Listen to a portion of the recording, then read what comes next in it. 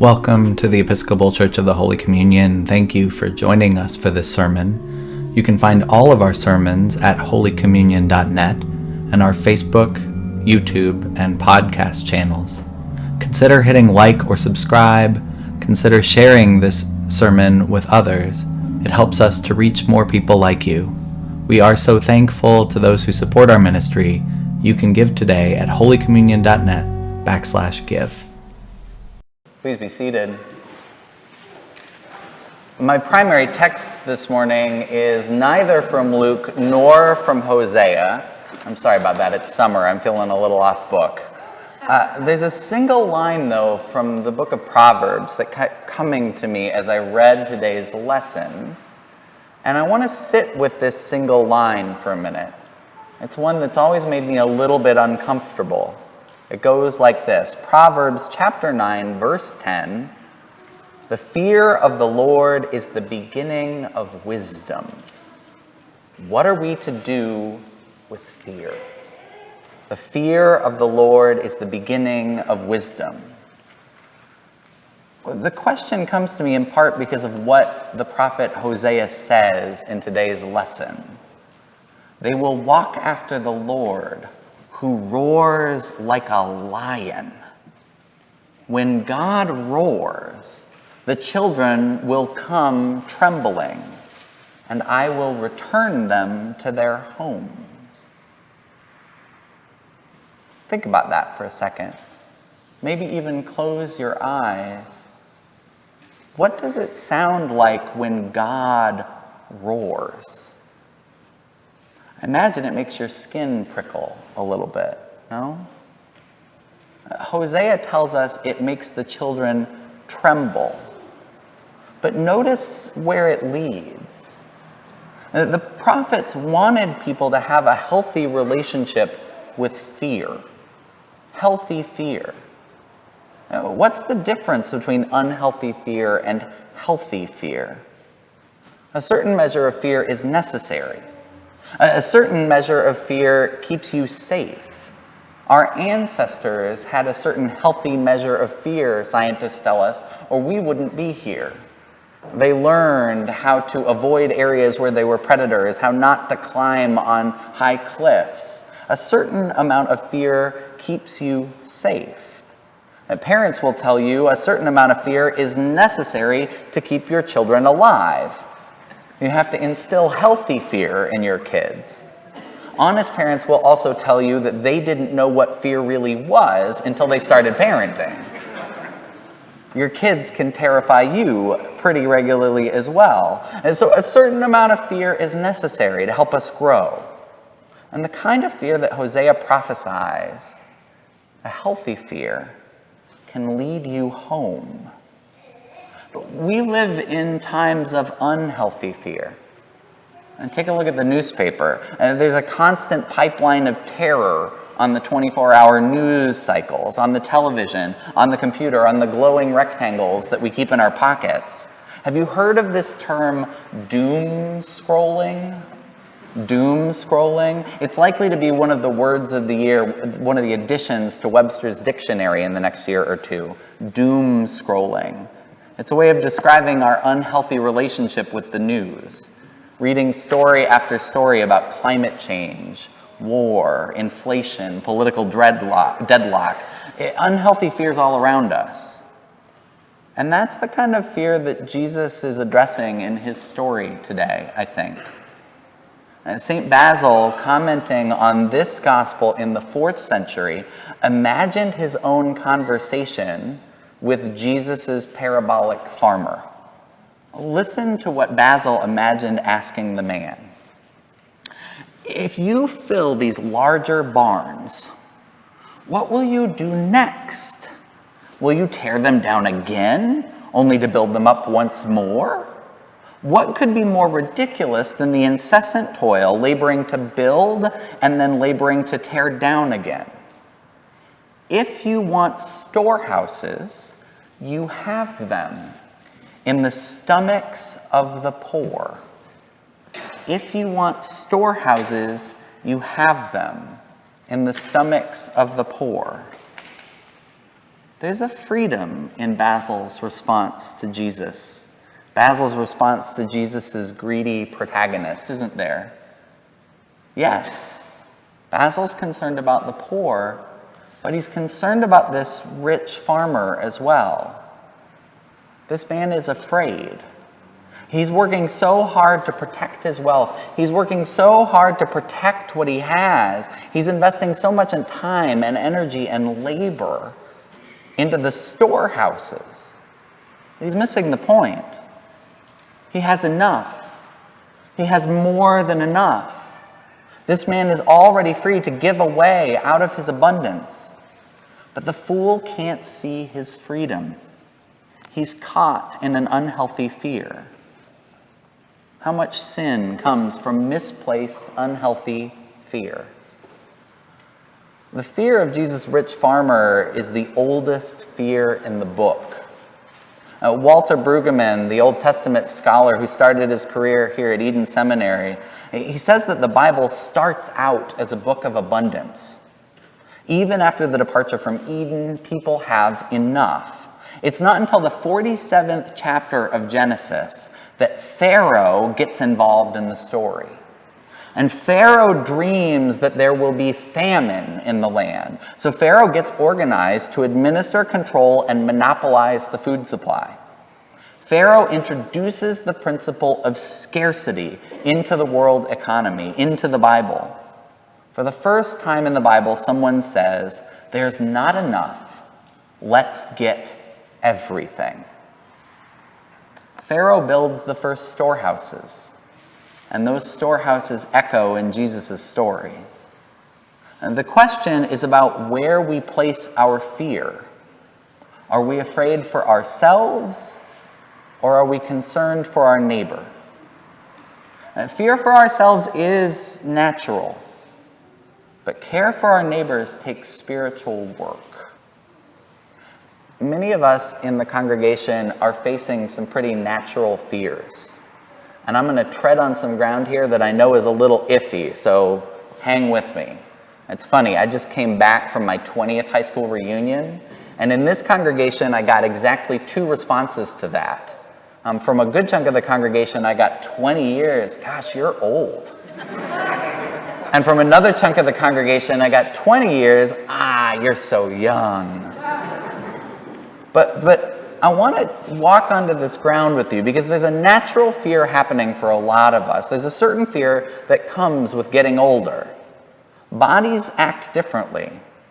And there was a moment this last week, that really caught a number of folks I know by surprise. It was a deep moment of hope. Did you see Joni Mitchell perform at the Newport Folk Festival? If you haven't yet, Google it. It's the best news that I've seen in a long time. But it was the first time that Joni Mitchell had played the festival in over 50 years. And she's 78. But more than that, it was the first full concert that Joni Mitchell has held since she had a brain aneurysm in 2015. After the aneurysm, for a while, Mitchell wasn't able to talk. She had to relearn how to play guitar. And what was so inspiring was not just hearing how good Joni sounded, how much she had overcome. It was seeing that she wasn't alone. She was up there on stage at Newport in a room that looked a little bit like this one. She had a whole community gathered around her. Brandi Carlile, the younger artist, she's a little older than me, so I can say younger and feel good about myself. But Brandi Carlile summoned a whole community of singers to back up Joni Mitchell. And at times, Brandi helped her remember lines to her own songs. They had her back. And the set was a testament to how we can lift one another up, not cast someone aside as they age, as they deal with the difficulties of illness and disability. Joni sat on a golden throne, literally, and sang. And it was a picture of hope and goodness. And if you haven't seen it, do yourself the favor. We've been conducting a lot of funerals lately at Holy Communion. Just yesterday, we held a service for Chris Carter, who died too young. We read again yesterday the words from Jesus in the Gospel of John. We've read them multiple services this season. Jesus says in that Gospel, "In my Father's house there is room to spare. If it were not so, I would have told you. If it were not so, would I have told you that I go to prepare a place for you?" Jesus doesn't want us to fear death. And don't be anxious about life beyond the grave. Don't listen to preachers who would have you worry about fire and brimstone. That's not it. Trust that our beloved friends and family are with God, and with God there is always, always room to spare. And Jesus doesn't want us to fear death, but Jesus does want us to be concerned with how we spend the days we have. Fear God, not because of some image of punishment. Fear God because you are accountable to God's standard. Fear God because God desires deeply, fundamentally, that each of us are caught up in the work of building up God's kingdom of justice, equity, and love. The Hebrew word for fear, the one that appears in Proverbs, it's connected to the words for awe, for reverence, for wonder, for worship. In the prophet Samuel's final speech to the people, he says, "Don't turn aside and follow useless idols that can't help or save you. They are absolutely useless." And Samuel utters the famous words, "Only fear the Lord and serve God faithfully." What if we allowed our fears to be reordered, to be transformed? This was a week when many of us knew a measure of fear. I'll let you determine what of it was healthy and unhealthy. I heard an interview on the radio of a Jesuit priest in St. Louis who found himself on Forest Park Parkway, a street that I drive back and forth almost every day, when the road flooded. And the way Forest Park Parkway goes, he didn't have time, he didn't have anywhere to go to get onto high ground to escape the rainwater. His car got stuck. And when the water got up to his seat, he decided it was time to bail out, and he was able to swim to safety. I read about a teenager in University City who smashed the floorboards of his neighbor's kitchen with a cast iron skillet. Did you read about this? He smashed his neighbor's floorboards to help rescue a child trapped in the rising water of the basement. And certainly, healthy fear helped motivate action, helped save lives this week. But I wonder, could we allow our momentary fear to translate deeper? Could our common experience of fear help us get better connected? I'm thankful that most of us in this congregation suffered only minor damage in this week's rains. As far as I've heard, we did okay as a congregation. But drive down Vernon this week, just past where we do laundry love. You'll see dumpsters lining the sidewalks. Many of our neighbors lost a great deal more.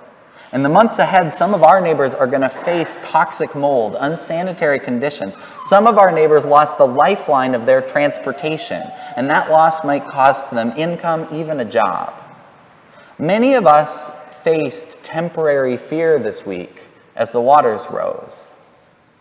And I wonder whether that temporary fear might help us see and do something about the long-time suffering of our neighbors. As St. Basil puts it, the only storehouses you need are the bellies of your hungry neighbors. Fearing God is about reorienting priorities, letting go of the need to get ahead. Fearing God is about really seeing the way our neighbors are being forced to live every day. The fear of the Lord is the beginning of wisdom. One more short story, if you'll permit me. When I was a kid, I used to love C.S. Lewis. And in The Lion, the Witch, and the Wardrobe, when young Susan comes through the wardrobe, and she hears for the first time of Aslan, the lion, from Mr. Beaver. And Susan asks about the lion, "Is he quite safe? I shall feel rather nervous about meeting a lion." Mr. Beaver responds, "Safe? Who said anything about safe? course he isn't safe, but he's good. But he's good. Following God isn't safe. Being a Christian won't guarantee you a life of comfort and ease. God is not tame. The God of Israel, the God of Jacob, the God of Jesus is full of raw power, frightening amounts of power. God should instill in us a little healthy fear, because God charges us always to grow, to change, to build more justice. If all your fear is doing as an emotion is shutting you down, if all your fear is doing is making you numb, if all that fear is doing in your life is causing you to buy more insurance for your house or click purchase for survival supplies online, then your fear isn't the fear of God. The fear of God calls us away from all our false fears. Fears that we don't have enough, that we aren't enough. The fear of God makes us free to act, free to care for one another. The fear of God calls us home.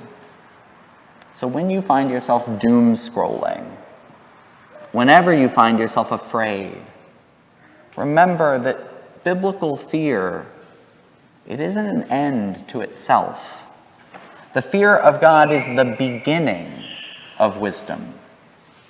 See if you can't reorient some of that fear away from whatever temporary crisis or anxiety has your attention. Get to work. Each day, God demands your very life, nothing less. Get some of the fear of God in you. You might just find yourself free to make life a little less fearful for your neighbor. Amen.